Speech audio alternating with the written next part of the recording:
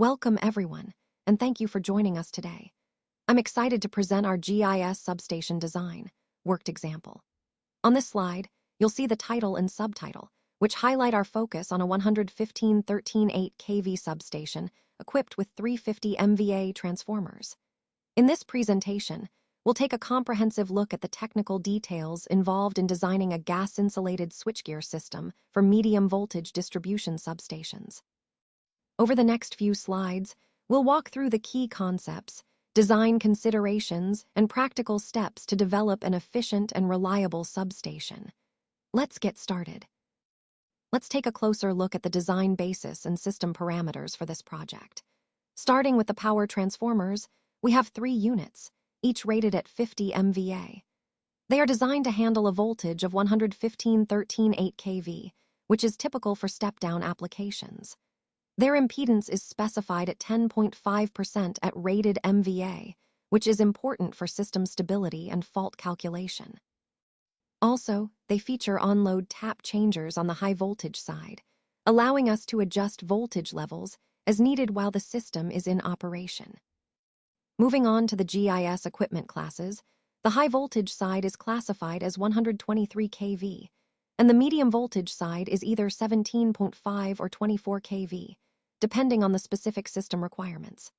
The entire switchgear system uses SF6 gas insulation, which provides excellent dielectric strength and is ideal for compact, reliable switchgear in modern substations.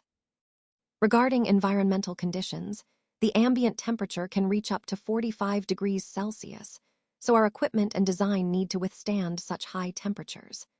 The control room is air-conditioned to maintain optimal operating conditions. It's also worth noting that the grid fault level can sometimes exceed what the transformers are rated to handle, so we need to account for that in our protection and coordination strategies. Finally, for the HV design criteria, we are prepared for fault currents in the range of 40 to 50 kA for a duration of 3 seconds, complying with the utility's technical standards. Coordination with the upstream transmission system is crucial to ensure system stability and safety during faults. All these parameters are interconnected, and understanding them helps us design a robust, reliable system that can operate efficiently under various conditions. Let's take a closer look at the full load current calculations. Starting with the fundamental equation, we can determine the current each transformer carries at its rated capacity. For a single 50 MVA transformer, the HV side at 115 kV carries approximately 251 amperes continuously. On the other hand, the MV side at 13.8 kV handles about 2092 amperes continuously. Now, when we consider all 3 transformers operating in parallel, the total current on the HV bus sums up to around 753 amperes, while on the MV bus, it totals approximately 6,276 amperes. This is a crucial point because it directly influences the design requirements for the bus system. Specifically, the MV bus needs to be rated to handle more than 6,300 amperes continuously. We also need to incorporate a thermal margin to account for peak loads and temperature variations in the ambient environment. This ensures reliability and safety under various operational conditions. Connecting these calculations back to the overall theme, understanding these current levels helps us design robust electrical systems that can handle the load efficiently and safely. Let's take a closer look at the transformer-limited short-circuit analysis. Starting with the base calculation method, we evaluate different configurations to understand the fault currents involved. For a single transformer operating at 13.8 kV, the fault current is approximately 19.9 kA, measured as symmetric RMS. This gives us a baseline for how much current can flow during a fault in a simple setup. When we consider 3 transformers connected in parallel at the same voltage level of 13.8 kV, the combined fault current jumps significantly to around 59.8 kA. To incorporate a safety margin, we typically estimate this could reach about 66 kA. That's a crucial point because it shows how parallel configurations can dramatically increase fault levels. Now, if we look at 3 transformers connected in parallel at a higher voltage level, such as 115 kV, and focus on faults on the high voltage side, the fault current is roughly 7.2 killiamps. The critical design challenge here is evident. These 3 parallel transformers, at 13.8 kV, can produce fault currents between 60 and 66 killiamps, which clearly exceed the standard ratings of GIS systems, usually around 31.5 to 40 killiamps.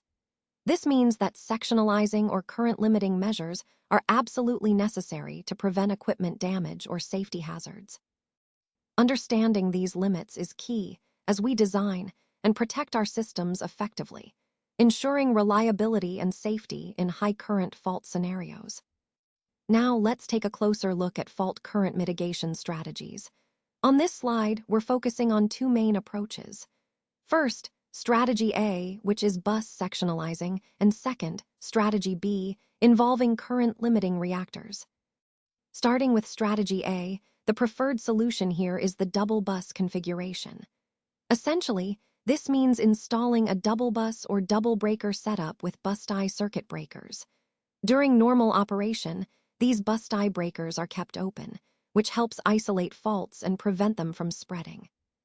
When we consider the fault current levels, each section typically has an ISC of about 19.9 killiamps, and with 2 transformers, that can go up to roughly 39.8 killiamps.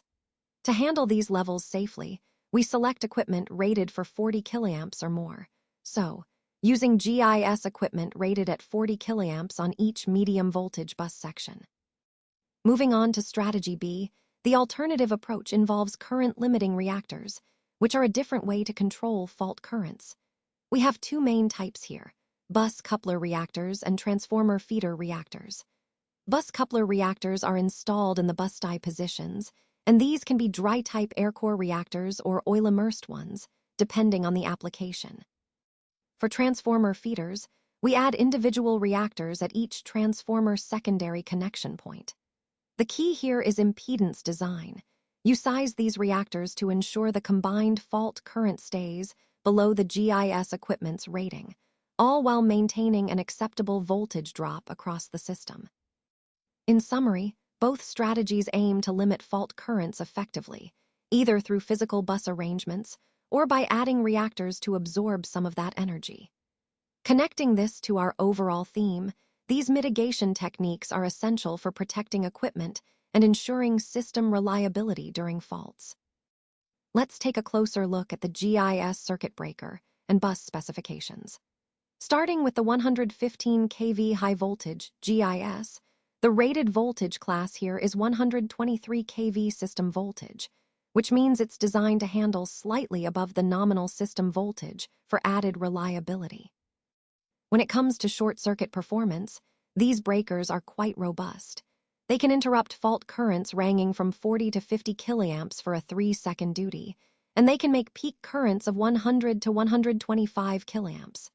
That's essential for safely clearing faults and protecting the system. Moving on to continuous current ratings, these GIS units are rated for thermal currents between 2,000 and 3,150 amperes, depending on the specific application. The insulation level is also important. These breakers have a BIL, or basic insulation level, of at least 550 kilovolts, and an LIWL impulse rating of 1.2 over 50 microseconds, ensuring they can withstand lightning and switching surges. Now, shifting to the 13.8 kV medium voltage GIS. Here, the sectionalized bus design allows for better fault isolation, with a fault rating of at least 31.5 killiamps. This setup is typically used with a single transformer per section, which simplifies maintenance and enhances system reliability. When we move to configurations with 2 transformers in parallel, the fault rating needs to be at least 40 killiamps to ensure safe operation during faults. For 3 transformers in parallel, the system requires current-limiting reactors. These are mandatory to control fault currents, and the rating for these reactors is 50 killiamps. This setup helps contain high fault currents, protecting both the equipment and personnel. Finally, regarding continuous current ratings, the transformer incomers are rated for a minimum of 3,150 amperes. which allows for substantial load handling, while distribution feeders typically operate around 2,000 to 2,500 amperes. All these specifications are designed to ensure that our GIS system is both reliable and capable of handling the operational demands of a modern power system. Let's take a closer look at the specifications for the instrument transformers used in our system. Starting with the HV current transformers, or high voltage current transformers. These typically have ratios like 300 to 1 or 400 to 1 amperes, which means they step down the high primary currents to manageable levels for measurement and protection. The protection class for these is usually 5P20 or TPS, indicating their ability to handle certain fault conditions without saturating. For metering purposes, we look at accuracy classes of 0.2 or 0.5, ensuring precise measurement. It's also important to coordinate the burden, meaning the load or impedance connected, with relay inputs to maintain accuracy. Moving on to HV voltage transformers, these are designed to handle the high primary voltages, like 115 kV divided by the square root of 3, which is typical for three-phase systems. The secondary side provides 110 volts divided by the square root of 3, suitable for measurement and relay protection. The protection class here is 3P, which is tailored for voltage protection schemes, and metering accuracy is generally around 0.5. Now, for the medium voltage, or MV current transformers, the ratings differ based on their application, either for incomers or feeders. Incomers might have ratios like 3,000 to 1 or 2,500 to 1, especially if sectionalized, while feeders range from 2,000 to 1 up to 2,500 to 1. The protection classes are similar, with 5P20 or TPS, and metering accuracy again around 0.2 or 0.5, depending on the requirements. Finally, MV voltage transformers typically have a primary voltage of 13.8 kV divided by the square root of 3, with secondary again at 110 volts divided by the square root of 3. These can have either combined cores or separate ones for protection and metering, and primary fuses are required on the high voltage side to protect the transformer. As a key engineering note, the CT ratios are carefully selected to provide between 1 and 20 times the nominal secondary current at full load. This ensures that the relay sensitivity is adequate for reliable system protection while avoiding saturation during fault conditions, which is crucial for maintaining system stability and safety. In this slide, we're looking at the protection system architecture, which is a crucial part of ensuring reliable and safe operation of the power system. Let's start with per-transformer protection.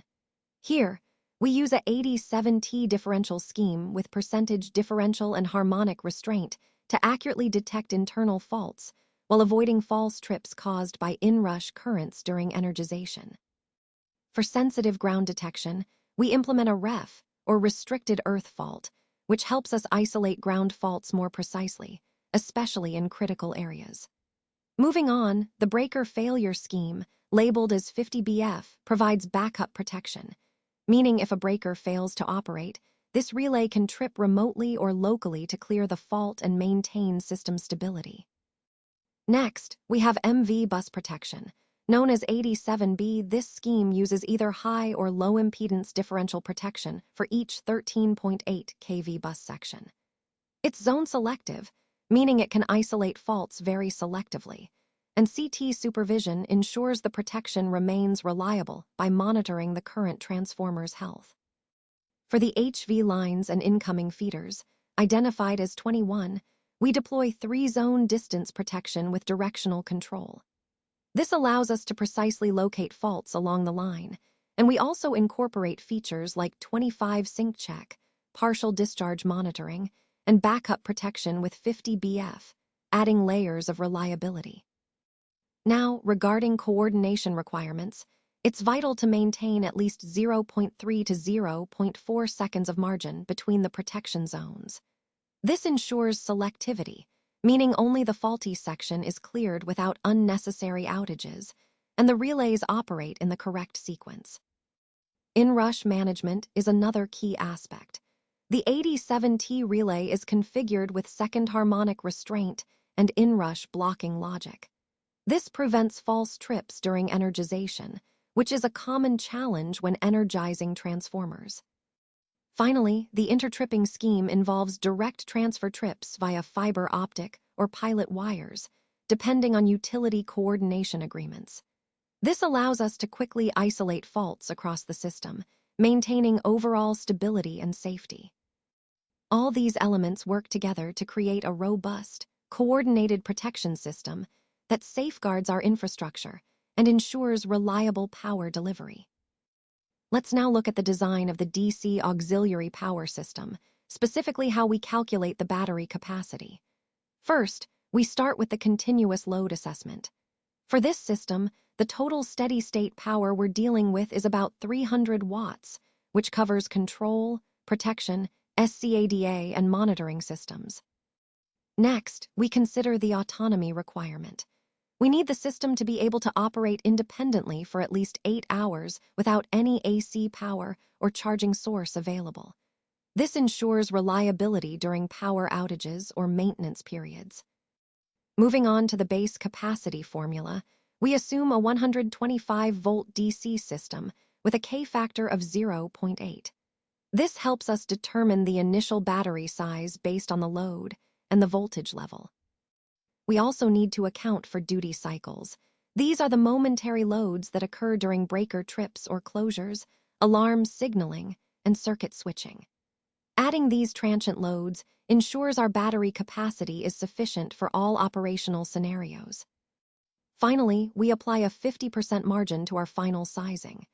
This margin accounts for aging of the batteries, temperature effects, and potential future expansion needs.